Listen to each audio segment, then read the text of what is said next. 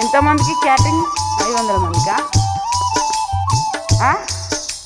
సప్రీదు ఓ ముసల్లా అమ్మమ్మ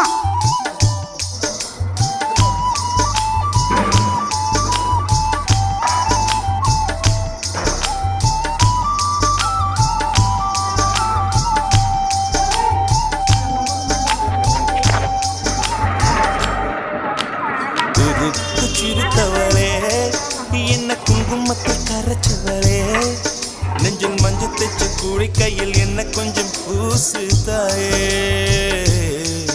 உன் பொருசுக்குள் மணியாக என்ன கொஞ்சம் மாத்து